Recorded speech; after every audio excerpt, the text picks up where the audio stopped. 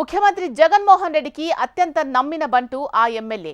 YS హయాంలో కాంగ్రెస్తో రాజకీయ ప్రస్థానం మొదలుపెట్టినా ఆయన ప్రయాణమంతా జగన్ వెంటే నడిచింది. 4 సార్లు సాధారణ ఎన్నికల్లో, ఒక ఉప ఎన్నికల్లో గెలిచారు. అయినా జగన్ మాత్రం ఈసారి సారీ అంటున్నారట.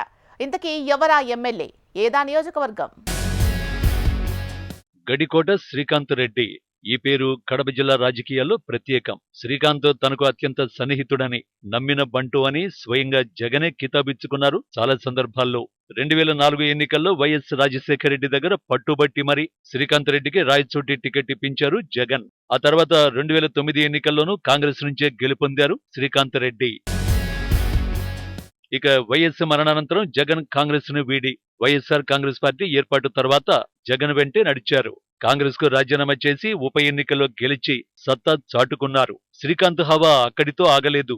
2014, 2019 ఎన్నికల్లోనూ గెలిచి ప్రత్యర్థులకు సవాలు విసిరారు.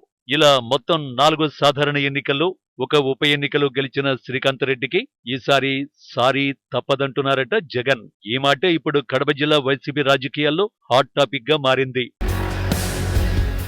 5 సార్లు గెలిచిన అతి విశ్వాసమో లేక ప్రజల మొహం మొత్తిందో తెలీదు కానీ శ్రీకాంత్ రెడ్డి విషయంలో నెగటివ్ టాక్ వచ్చేసిందట. 5 సార్లు ఎమ్మెల్యేగా గెలిపిస్తే రాయచోటి నియోజకవర్గానికి ఏం చేసావని ప్రశ్నిస్తున్నారట వైసీపీ కార్యకర్తలు. గత 20 ఏళ్లలో రాయచోటిని ఒక జిల్లా కేంద్రంగా చేయించారా? ఇక అభివృద్ధికి ఎలా నోచుకుంటుంది అనే విమర్శలు ఎదుర్కొంటున్నారట శ్రీకాంత్ రెడ్డి. ఇక శ్రీకాంత్ రెడ్డి చేజేతుల కొన్ని పొరపాట్లు కూడా చేశారంటున్నారు స్థానిక ఓటర్లు.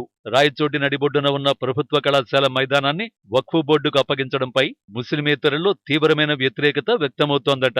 కేవలం మైనారిటీ సామాజిక వర్గానికి మాత్రమే ప్రాధాన్యమిచ్చి రాయచోటిలో ఇంకెవరూ తనకు పోటీగా ఎదగకుండా అణగదొక్కారని కొందరు నేతలు మదన పడుతున్నారట.